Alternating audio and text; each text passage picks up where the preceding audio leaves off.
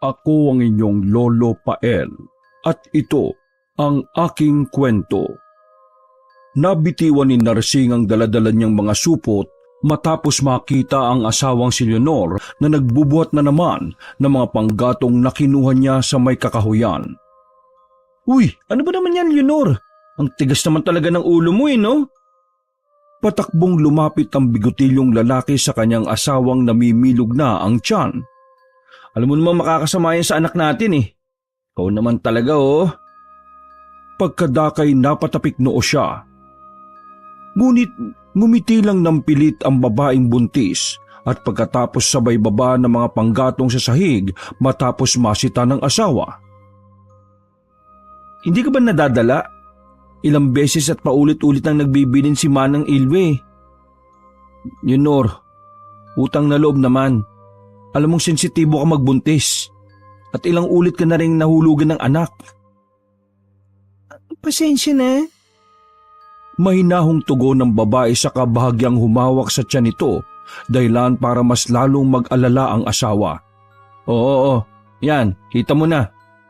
Hindi, lumikot lang si Baby Aris. Pinapagalitan mo raw kasi ako Ngumiti na naman ang babae. Naboboring kasi ako at walang magawa. Pasensya na talaga. Gawaing bahay naman to Pati ba naman gawaing bahay bawal ko na rin gawin? Napakunot noon naman si Narsing. Hindi naman yun ang ibig kong sabihin. Kumilos-kilos ka pero wag yung mabibigat na gawain. Alam mo naman ang kalagayan mo, di ba? Oh, sorry na. Napabuntong hininga na lang si Narsing bago yakapin ng asawa. Pagkatapos noon ay sabay silang napalingon sa kinaroroonan ng supot na nahulog niya kani-kanina lang sapagkat may aso't pusa na roon na nag-aagawan sa laman ng supot. Ay, hayop naman Pagkadakay sigaw ni Narsing na biglang tumanggal sa pagkakayakap. Yung ulam na nabili ko! Dali-dali siyang lumapit sa kinaroroonan ng aso't pusa saka ito binugaw ng binugaw. Huy!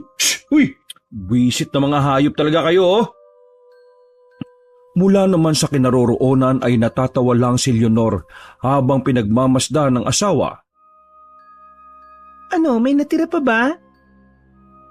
Kumunot noo ang bigotilyong lalaki habang dinadampot ang natirang karne na nadilihensya niya kanina sa palengke. Eto, may natira pa naman. Pagkuha ay bigkas niya habang nililingon ng mga hayop na papalayo. Kapag nahuli ko kayo, kayong iuulam namin ng asawa ko. Napangiti lang ang babaeng buntis dahil sa sinabi ng asawa. Pagkatapos noon ay nagkayayaan na silang dalawa na pumasok sa loob ng bahay. Nang nasa loob na sila ng bahay, kaagad nilinisan ni Narsing ang karne pati ang iba pang gulay na kasama nito. Si Leonora naman ay ipinagtimpla siya ng mainit na kape. Nang matapos na sila pareho ay nagpalit ang mag-asawa ng pwesto. Kinuha ng babaeng buntis ang mga sangkap at nagtungo siya sa munti nilang kusina para lutuin na ang magiging ulam nila. Habang naghihintay ay napasandal naman si Narsing sa kawayang upuan nila. Tahimik niyang iniinom ang itinimplang kape habang binubuksan ang radyo. Nagpatuloy siya sa pag-inom ng kape habang nakikinig sa radyo't nakadungaw sa kanilang bintana. Papalubog na ang araw noon, kaya naman tahimik na rin ang paligid at unti-unti nang naglilitawan ang mga bituin sa kalangitan, maging ang alitaptap sa paligid. Sumasabay na rin ang ilang kuliglig na nagpapaingay sa katahimikan ng probinsya. Doon na kaya tayo sa bayan maglagi hanggang sa makapanganak ka.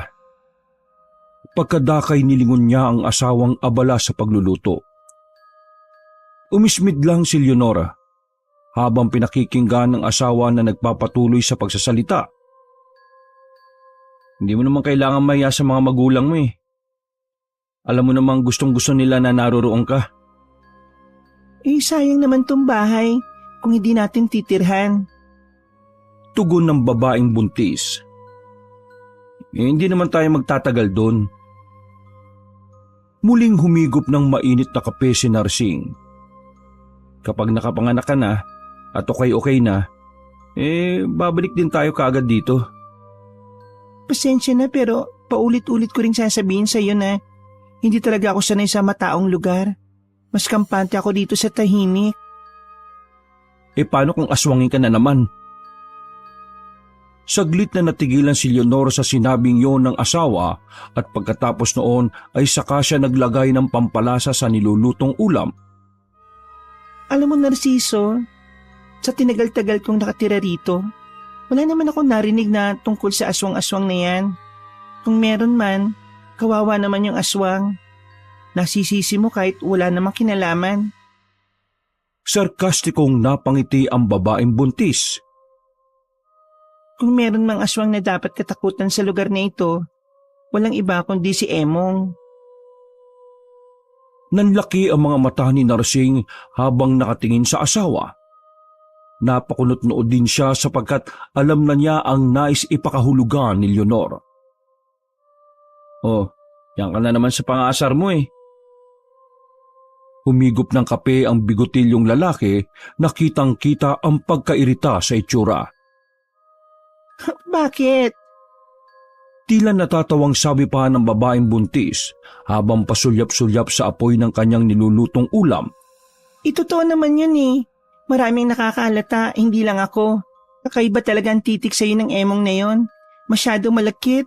Kaya nga palagi kong inaaya sa inuman eh. Ikaw ang mag-ingat asawa ko. Kasi baka mamaya, isang gabi, mabalitaan ko na lang. Inaswang ka na ng maskuladong mapagpanggap na yon. Uy, tumigil ka nga. Tila nanayo ang mga balahibo ni Narsing sa sinabi ng asawa. Di ako papatol sa ganung klase ng tao, no? Hindi mo masasabi lalo na kapag nakainom ka. Ibang tama ng alak, diba? Doon din naman tayo nagsimula sa painom-inom natin ng alak noon. Nagpatuloy sa pangangantsaw si Leonor kaya mas lalong bumusangot ang mukha ng kanyang asawa. Pero ayos lang naman sa akin na maghati kami ni Emong sa'yo. Basta susuportahan niya tayong ng mga anak natin. Pagkatapos noon ay tumawa ng malakas ang babae na lalong ikinainis ng kanyang asawa. Ano bang pinagsasabi mo, Leonor? Tila naiiritang bigkas pa ng bigotilyong lalaki. At talagang ibibigay mo pa ako sa taong yun, ha? Oh, bakit? Mabait naman si Emong nga. Yun nga lang talaga. Emong sa umaga, Eming sa gabi. Dahil sa sinabing yon ni Leonor, ay hindi rin tuloy napigilang tumawa ni Narsing. Ikaw talaga, binubuyo mo talaga ako, ha? Lumapit si Narsing at pakunwaring kiniliti ang asawa. Parang pinamimigay mo na ako niyan, eh. Kapag ipinagpilitan mo talaga na doon muna tayo tumira sa inyo, talagang ibibigay kita kay Emong.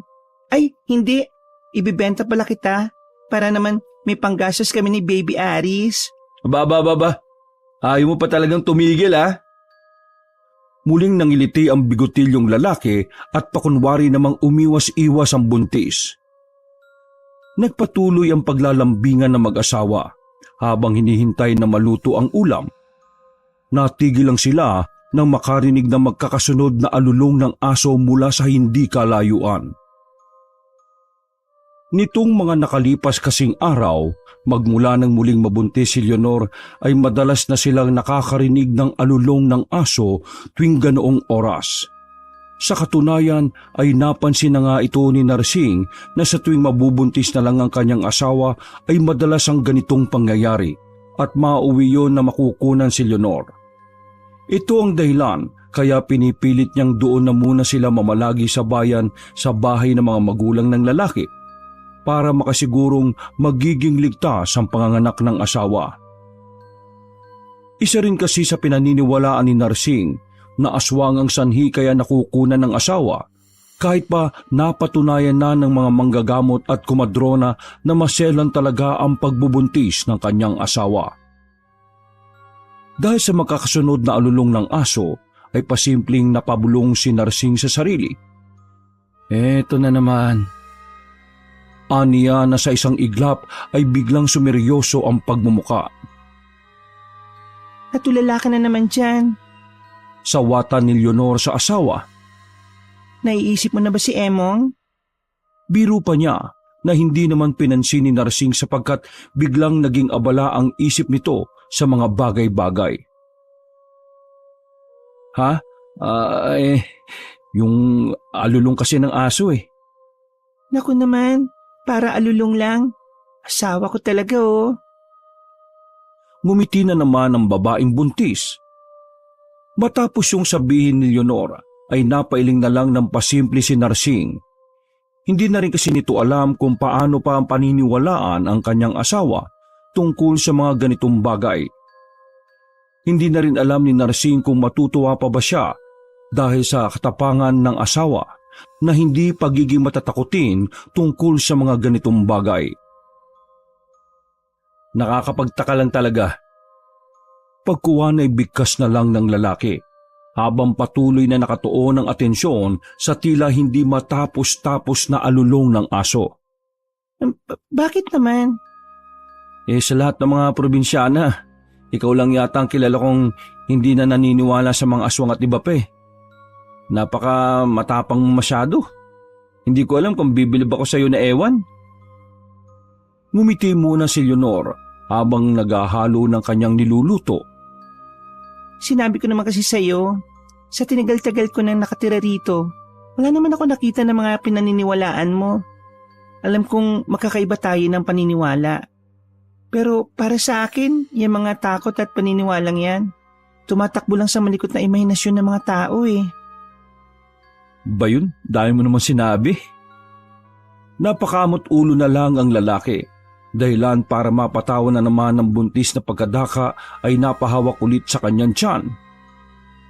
Yan, pati tuloy si Baby Aris na natawa sa kakulitan ng tatay niya. Paliwanag ng babae. Luto na to, kain na tayo. O sige, sasara ko lang yung mga bintana. O sige, mag-aayos na ako ng mesa ha, bilisan mo lang. Habang nag-aayos ng hapagkainan ng babae, ay isa-isa namang isinara ni Narsing ang bintana sa kanilang bahay sapagkat ditanggal kasi ang saraduhan ng mga ito. Nang matapos na ang pagsasara, ilang saglit pa'y nagtungo na si Narsing sa kusina kung saan naabutan niya ang asawa na katatapos lang magsindi ng gasera.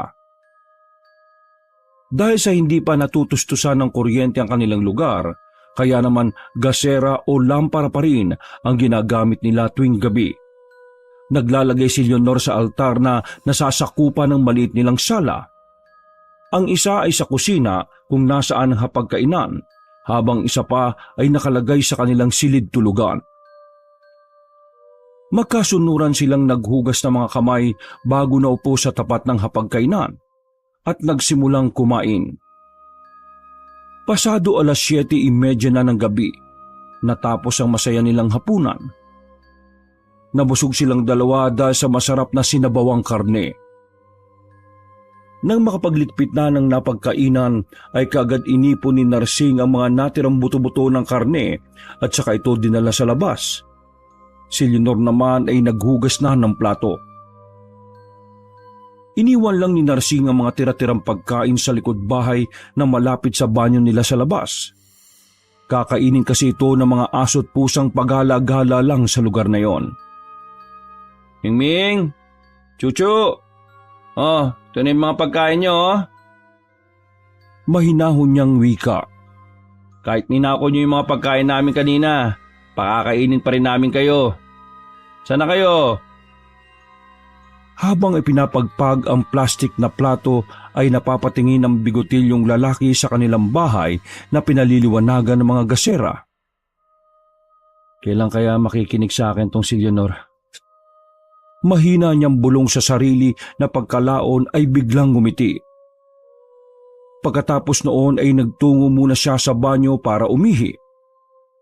Ilang minuto rin ang itinagal niya roon at pagkalabas ay bigla siyang natigilan sapagkat tumambad sa kanyang paningin ang isang napakalaking itim na aso. Nanginginain ito sa kung saan niya iniwan ng mga tira-tirang pagkain. Nanlaki ang mga mata niya sa nakita sapagkat ito ang unang pagkakataong masilayan ang ganoong kalaking aso. Hindi rin siya kaagad nakagalaw dahil sa sobrang pagkabigla. Sumagiring kaagad sa isip ng bigotilyong lalaki ang kanyang asawang buntis. Kaya ng mga oras na yon ay unti-unting sumilay ang kilabot sa buo niyang katawan. Dala rin ng matinding takot ay hindi niya sinasadyang nabitiwan niya ang platong hawak, dahilan para mahulog ito sa sahig at magsanhi ng ingay. Dahil sa nagawang ingay ay napalingon ng malaking itim na aso. Mas lalong nahintakutan si Narsing nang makita ang namumula nitong mga mata. Nang umangil ang itim na aso ay mabilis na kumabog ang dibdib ni Narsing na tila maliliit na dagang nag-uunahan. Pasimple siyang napalingon sa kanilang bahay kung saan ay tahimik at walang kaalam-alam ang kanyang asawa sa kanyang nakikita. Alis!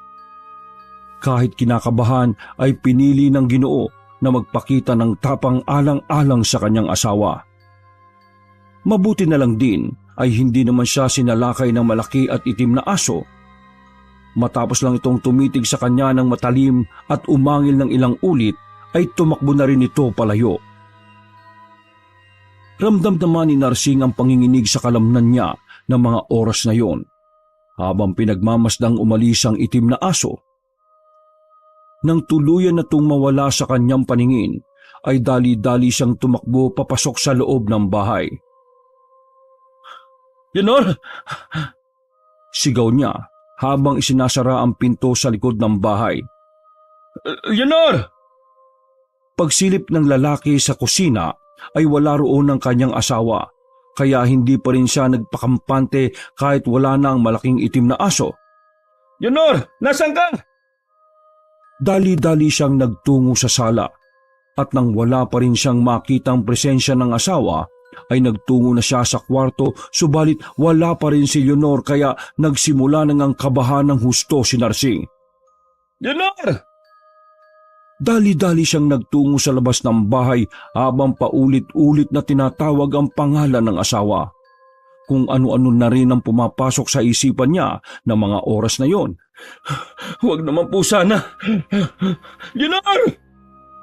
Sigaw niya habang inililibot ang tingin sa tapat ng bahay. Leonor, nasaan ka? Hindi na niya halos natapos ang susunod na sasabihin sapagkat bigla siyang nakarinig ng mahihinang kaluskos mula sa bandang kusina. Dahil doon ay nagmamadali siyang pinuntahan ang nasabing parte ng bahay hanggang sa makita niya ang asawa na nagsasara ng pinto sa likod ng bahay. Oh, saan ka galing? Tanong ni Leonor pagkakita sa kanya. Napuno naman ng pagtataka ang lalaki matapos makita ang asawa. Oh, natulala ka na naman. Natigilan na siya dahil kaagad yumakap si Narsing sa kanya at kitang-kita sa mukha nito ang matinding pag-aalala. Iiyak na nga sana ang lalaki subalit pilit niyang pinigilan upang hindi makita ng buntis at baka mag-alala lang ito. Yakap na yakap ka naman. Miss mo ko kaagad. Nagbanyo lang saglit eh. Ha? Nagbanyo ka? Tanong ng lalaki matapos tumanggal sa pagkakayakap. Hindi kita napansin eh. At saka isinara ko na itong pinto ah. Anong nakasara ka dyan? Nakabukas kaya? Kasasara ko lang. Di ba nakita mo naman? Paliwanag pa ni Leonor na pagkuwan ay humimas-himas sa tiyan. Naririnig pa nga kita tawag ka ng tawag sa akin eh. Bakit ba? Naguguluhan man ng oras na yon, ay pinilit na munang alisin ni Narsing sa isip ang mga nangyari kanina. Lumapit siya sa asawa at saka ito hinawakan sa namimilog na tiyan. Tara na nga, matulog na tayo. Oo nga, medyo inaantok na rin ako eh. Ngumiti ang babaeng buntis bago maunang maglakad papunta sa kanilang kwarto. Pakipatay na lang ang gasera dyan sa kusina ah. Sige. Tugon na lang ng lalaki saka inayos ang pagkakasara ng pinto sa likod bahay at sinigurong hindi ito mabubuksan mula sa labas. Sa mga oras na yun kasi ay iniisip niya pa rin ang malaking itim na aso. Ilang saglit pa nga ay pinatay niya na ang gasera sa kusina at sala bago pumasok ng kanilang kwarto. Naabutan niya ang asawa. Katatapos lang noon ng pag-aayos sa kanilang papag. Paghiga ng babaeng buntis ay sumunod na rin kaagad doon si Narsing. Good night sa iyo, asawa ko. Malambing na tura ni Leonor bago tumalikod sa asawa at pumikit. Sa'yo rin. Halos pabulong na lang nabigkas si Narsing. Sweet dreams. Ilang saglit pa matapos mag-good night ang mag-asawa sa isa't isa ay nadinig na ni Narsing ang mahinang paghilik ng asawa. Napalingon siya at pasimpleng napatawa. Ang bilis talaga makatulog ng buntis na to. Anas ng isipan ng lalaki. I love you, Leonor. Pagkuha ni pabulong niyang bigkas sa tenga ng asawa na bahagya namang kumislot matapos maramdaman ang kanyang paghinga. Sa 3 taong pagsasama nilang mag-asawa ay tuwing makikita ni Narsing si Leonor ay tila ba in love pa rin siya rito. Simula talaga nung una pa lang niya itong makita ay na love at first sight na talaga siya. Simula noon ay hindi na niya tinigilan ng pagsuyo rito kahit pa maraming ilag at may ayaw kay Leonor. Hindi kasi mahilig makihalubilo ang babae sa ibang tao. Nasanay kasi si Leonor noon na mga magulang niya lang ang kasama habang nag-aalaga ng mga tanim nilang kamote at iba pang mga gulay. Meron din silang mga hayop noon tulad ng kambing at manok. Kaya lang ay unti-unti rin itong nauubos dahil sa mababangis na hayop na naglipa na sa lugar. Subalit ang hinala noon ni Narsing ay hindi basta ordinaryong mabangis na hayop ang kumakatay at tumutugi sa mga alagang hayop. Isa sa mga tinitingnan niya ay ang mga aswang na kalat ding kwento sa kanilang lugar. Habang nakatingin siya sa asawa ay inaalala ang mga yon. At muli na naman tuloy sumagi sa isipan ni Narsing ang napakalaking itim na aso kanina. Parang kasing laki ko yata yun ha. Anas ng isipan niya na bahagyang tumalikod sa asawa at muling inisip ang tungkol sa bagay na nakita kanina. Sigurado kong aswang yun eh. O kung hindi man, alaga ng aswang. Baka sigbin. Ay, ewan ko. Hindi pa naman ako nakakita ng sigbin eh. Anya pa na tila kinakausap ang sarili. Inalala niyang muli ang itsura ng malaking itim na aso. Ang nangingintab nitong balat, ang nakaangat na mga tenga, sinyalis ng pagiging matapang nito.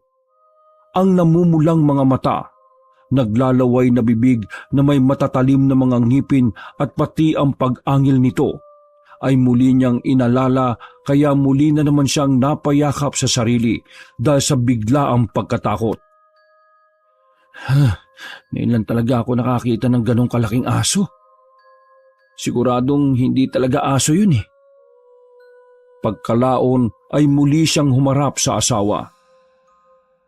Paano ko kaya makukumbinsi tong asawa ko? Anas ng isip niya habang tinititigan ng babaeng buntis na nahihimbing sa pagtulog. Bahala na nga. Pagkasabing yon, ay niyakap niya na lang ang asawa at pinilit na rin ang sarili na matulog dahil maaga pa siyang magtatrabaho bukas. Dahil din sa pagod sa pagtatrabaho ay kaagad na ring nakatulog ang lalaki. Naantala lang ang kanyang pagtulog matapos makadinig ng ingay sa labas ng kanilang bahay. Mabilis na napatalikod sa asawa si Narsing habang kinukusot-kusot ang mga mata. Nagpatuloy naman ang ingay sa labas na parang may mga hayop na nag-aangilan. Medyo nakakarindi rin ang ingay sapagkat malapit lang yun sa silid na kinaroroonan nila. Ay nako, buwisit na mga aso to. Naalimpungatan tuloy ako eh. Naiinis niyang sambit. Shoo! Magsalis nga kayo dyan mga hayop kayo! Sitapan niya at pagsabing yon ay saka siya umikot ng pagkakahiga para muling humarap sa asawa niya. Kaya lang ay bigla namang nanlaki ang kanyang mga mata matapos maabutang wala na sa higaan si Leonor. Kusang napabangon sa papag ang kanyang katawan matapos mapagtanto na hindi na niya katabi ang asawa. Asawa ko? Leonor? Dali-daling lumabas ng silid si Narsing habang hinahanap ang asawa.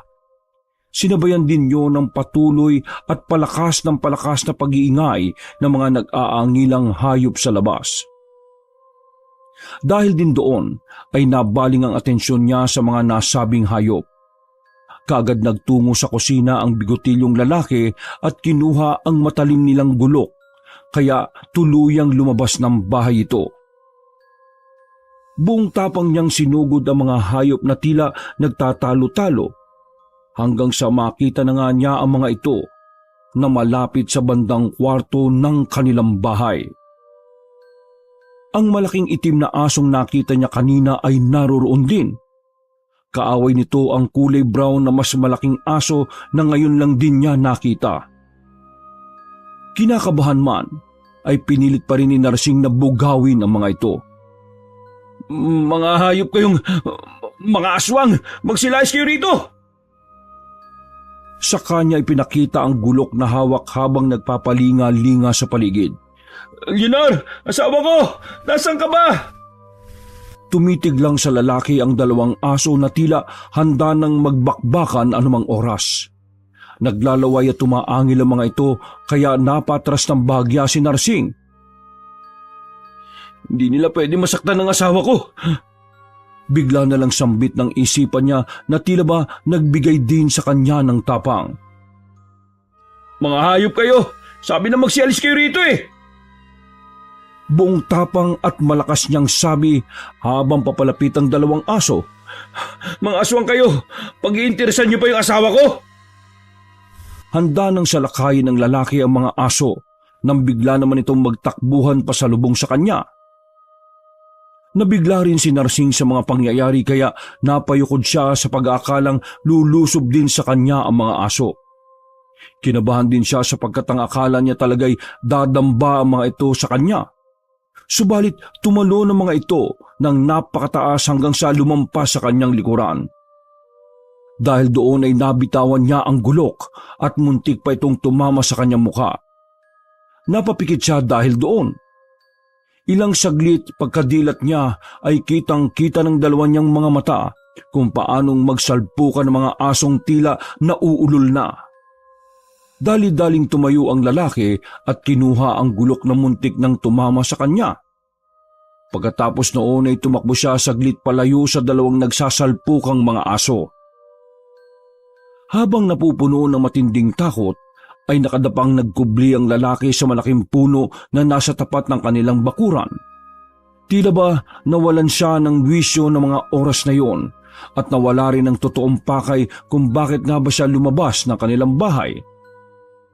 Lalong nanaig ang pagkasindak ni Narsing nang marinig ang mga ungol ng hayop na tila mas lumalalim at parabang hindi na boses ng isang ordinaryong aso lang.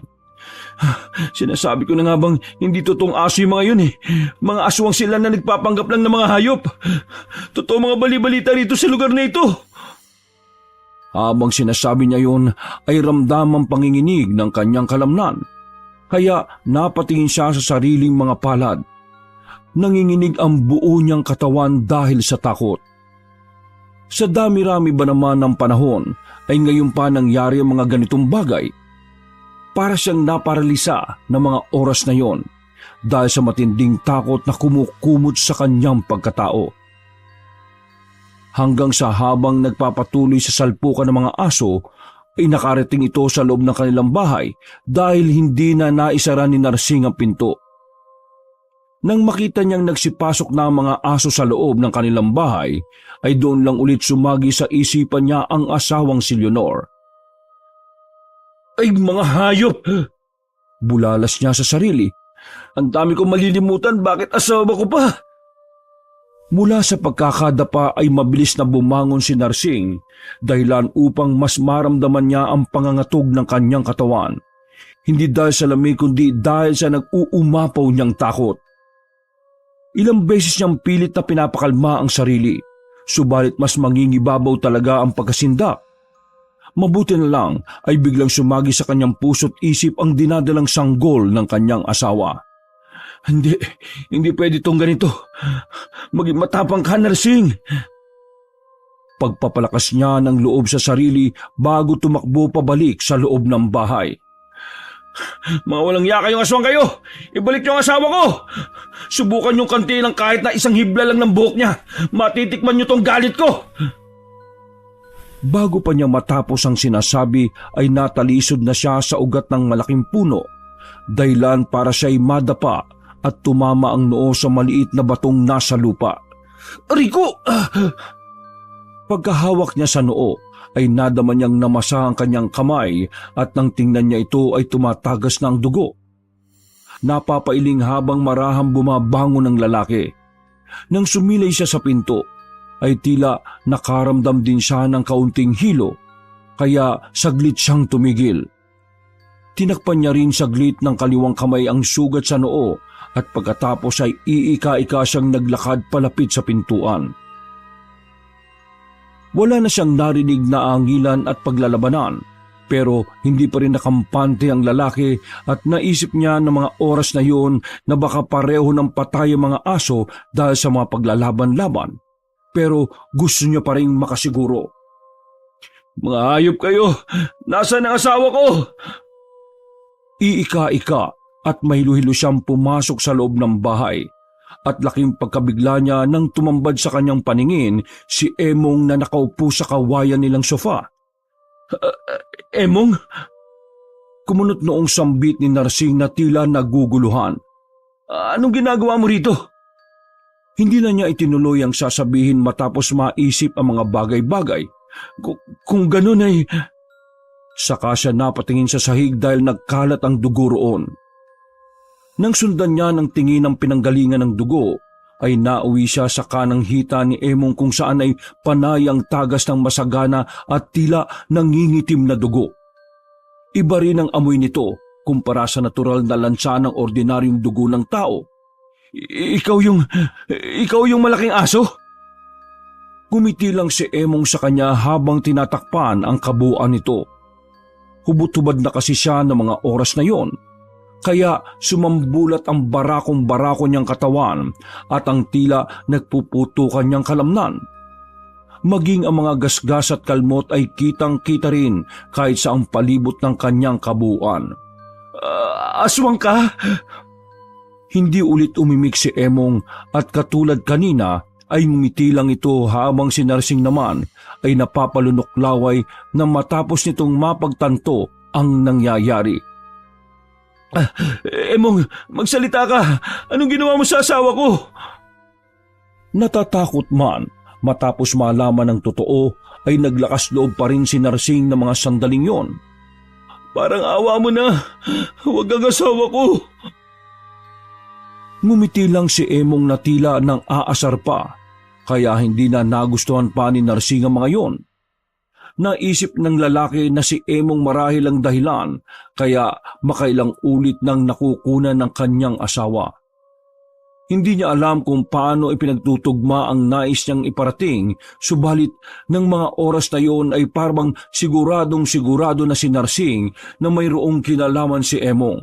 Kaya makailang beses na nakunan noon ng kanyang asawa. Kung ganun, ikaw yung aso na yon. Kaya pala sa tuwing mabubuntis yung asawa ko palagi na lang may umaalulong at parang umaali-aligid na aso dito sa amin. Ang takot niya ay unti-unting nawala. Napalitan nito bigla ng tapang at galit. Galit na nung mga oras na yon ay naging dahilan din ng unti-unting panginginig ng kanyang kalamnan. Anong kasalanan sa iyo na mag-ina ko? Matapos niya yung sabihin, ay sa kanya naisip ang madalas na ipang-asar sa kanya ng kanyang asawa tungkol kay Emong. Nang maalala yun ni Narsing ay mas lalong nadagdagan ng galit na nararamdaman niya para sa lalaking kaharap. Walang yakang bakla kang aswang ka! Hayop ka talaga! Humigpit ang pagkakahawak ni Narsing sa gulok hanggang sa hindi na nakayanan ng kanyang puso ang matinding galit na umiiral na mga sandaling yon. Gamit ang matalas na gulok ay buong tapang at buong lakas niyang sinalakay si Emong na mabilis namang nakaatras. Subalit kahit nakaatras na ito, ay nahagip pa rin ni Narsing ang duguan nitong hita dahilan para mas lalong mawakwak ang laman sa bahaging yon. Kumalat ang dugo sa buong paligid at kahit malaki ang sugat sa hita ay nanatiling nakangiti si Emong habang pinagmamasdan lang si Narsing na galit pa rin. "Mamamatay kang aswang ka!" Bago pa tuluyang makasalakay ulit si Narsing, ay nakaramdam na siya ng pagkahilo. Bigla na lang natigilan ng binata hanggang sa ma-out of balance siya at matumba. Nabitiwan niyang muli ang gulok at tumalsik ito sa harapan ni Emong na nakangiti pa rin sa kanya kahit puno na ng gasgas, galos at sugat ang katawan. Pinilit tumayo ni Narsing, subalit tila ubos na ang lakas niya ng mga oras na yon. Kaya naman minasdan niya na lang si Emong habang nakahandusay siya sa sahig. Lumakad si Emong ng marahan palapit sa bigotilyong lalaki na kahit nangihina na noong mga oras na yon ay kitang-kita pa rin ang matinding galit sa pagmumuka. "Papatayin kita!" Umupo sa harapan niya si Emong at hinimas-himas ang duguan niyang noo. Pinilit alisin niyo ni Narsing subalit wala na rin naman siyang nagawa lalo na nang tikman nito ang dugo sa kanyang noo.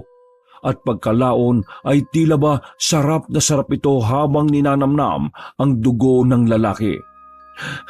"Ilabas mo ang asawa ko!" Bago pa tuluyang matapos ni Narsing ang kanyang sinasabi ay lumabas na si Leonor mula sa silid nila. Nagitla ang bigotilyong lalaki matapos makita ang hubot-hubad din ng kanyang asawa. Bukod doon ay tumatagas ang dugo mula sa gitnang bahagi ng katawan nito. Mas lalong nagulat si Narsing nang makita ang tiyan ng asawa na hindi na namimilog. Umimpis na ito at halatang wala ng sanggol sa sinapupunan.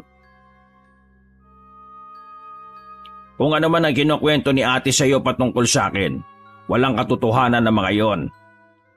Napangiti si Emong bago tumayo't naglakad papunta sa pinto. Ano, ate?" Puno ng pagtatakang tanong ni Narsing. "Oo, ate. Kapatid ko ang asawa mo. Yun ang totoo. Ate ko siya, si Leonor. Oh, hindi mo ba alam yon?" Mas lalong nakaramdam ng pagkahilo si Narsing matapos itong malaman. Napatingin din siya sa kanyang asawa na nung mga oras na yon ay umupo na sa kanyang harapan. Punong-puno ng kalungkutan ang mukha ng babae at halata ang panglulumo nito. "Palagi ko nang sinasabihan niyang si ate, iwasan niya magpalit anyo kapag buntis siya. Yan tuloy, nalaglag na naman yung magiging anak ninyo. Wala kaming choice kung hindi kainin na lang yung bata. Total, kadugo rin naman namin yon." Napatawa naman si Emong. "Nagpambuno patuloy kami para lang sa kakaunting karne ng tao." Pagkasabing yun ni Emong ay nanlaki ang mga mata ni Narsing. Kaya kahit nahihirapan ay minasdan niya ang asawa at tiningnan mula ulo hanggang paa. Anong sinasabi ni Emong?" Nang mamasdan niya ang kabuuan nito, ay doon na unti-unting nag-sink in sa kanya ang lahat. Halos 4 na taon na niyang kasama ang asawa at sa 3 taon nilang magkasama sa iisang bubong bilang mag-asawa ay hindi niya pala ito kilala ng lubusan. Bigla na lang sumagi sa isip ni Narsing ang iilang mga pangyayari mula nang magsama sila ni Leonor. Ang madalas na pagkawala nito tuwing hapon at gabi, kasabay ng pagkamatay ng iilan nilang alagang hayop, ang mga asong madalas na paali-aligid sa kanilang bahay, ang mga alulong at ang marami pang hindi niya maipaliwanag na bagay. "Kung ganun, ikaw yung kumakain ng mga manok natin?" Malungkot lang na tumango si Leonor sa harap ng asawa. Hindi to totoo." Nagsimulang manlabo ang mga mata ni Narsing dahil sa pangingilid ng mga luha. "Panaginip lang to." "Ang kulit talaga ng asawa mo, ate. Akala ko ba malakas ang paniniwala nito sa mga katulad natin? Tapos ngayon nagsasabi na hindi tayo totoo. Ayaw namang maniwala. Isunod na kaya natin to? Hindi na naituloy ni Emong ang huling sasabihin dahil biglang umangil sa kanya si Leonor. Tila napatangan naman sa kawalan si Narsing matapos malaman ang buong katotohanan. Kaya pala hindi natatakot ang kanyang asawa sa mga aswang dahil ito pala mismo ay mayroong lahing aswang. Huwag mong gagalawin ang asawa ko. Galit na bigkas ni Leonor na unti-unting nagsahalimaw ang pagmumuka. Nang makita naman yun ng lalaki ay doon lang ito mas naniwala ng husto na ang pangyayaring yun ay hindi isang panaginip kundi totoong kaganapan. Wow, mahal na mahal ah. Paano kaya kung tutuhanin ko yung ipinang-aasar mo sa kanya na patungkol sa akin? Napatawa na naman ang maskuladong lalaki. Biruin mo, natawag patuloy akong baklang aswang nitong mokong na ito. Kapag ginalaw mo ang buhok ng asawa ko, kahit isang hibla lang, magkakamatayan na talaga tayo dito. Hindi lang yung wakwak na hita mangyayari sa'yo. Napaismid ng bigla si Emong at pagkalaon ay biglang sumeryoso ito. Nagkatitigan silang magkapatid habang unti-unti na namang nagbabago ng anyo ang kanilang mga muka. Pagkatapos noon ay kasabay silang nag-aangilan na tila nag-aambahan na rin para sa muling pagsalakay sa isa't isa. Kaya lang ay natigilan sila sapagkat biglang sumigaw ng ubod lakas si Narsing. Pinilit nito ang sarili na tumayo sa abot ng kanyang makakaya. Subalit kahit anong pagpupursigi ni Narsing ay talagang hinang-hinana ang kanyang katawan. Mas nakadagdag pa sa panghihina ng kanyang kalooban ang mga nalaman ng mga oras na yon, na ang taong minamahal niya ng totoo ay kahit kailan pala'y hindi naging tunay, tapat at totoo sa kanya. Bakit? Sigaw ni Narsing na tuluyan ng sumagana ang luha sa mga mata. Bakit mo ginawa sa akin to? Bakit mo ako niloko? Nanlulumo siyang hinarap si Leonor. Hindi ito nagsalita. Lumapit lang ito sa asawang tila hirap na ang kalooban. Sumagot ka! Galit na galit ang tinig ni Narsing. Sa tingin mo ba, kapag nalaman ko ang totoo, hindi na kita mamahalin? Dahil sa mga sinabing yun ni Narsing, ay hindi namalaya ni Leonor na napaluha na pala siya ng pasimple. Minahal kita ng buong buhay ko, Leonor. Mamahalin kita kahit sino ka pa. Pero dahil sa ginawa mong pagpatay sa mga anak natin, simula noon hanggang ngayon, hindi ko yung mapapatawad. Pagkatapos sabihin niyo ni Narsing, ay tila nahirapan ito sa paghinga dahil sa sobrang sama ng loob. Inakay siya ni Leonor kaya lang ay tuluyan na siyang nawala ng malay tao. Pagkamulat ng mga mata ni Narsing ay nasa pagamutan na siya. Nag-iisa at walang kasama. Simula din noon ay hindi na niya nakita pa si Leonor at Emong.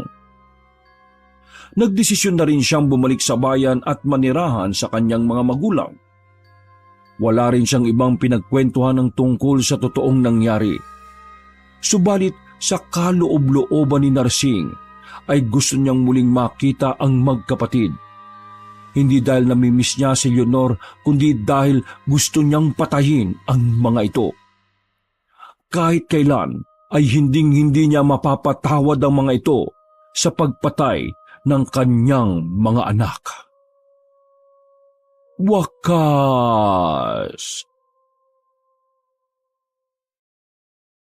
Ako ang inyong Lolo Pael.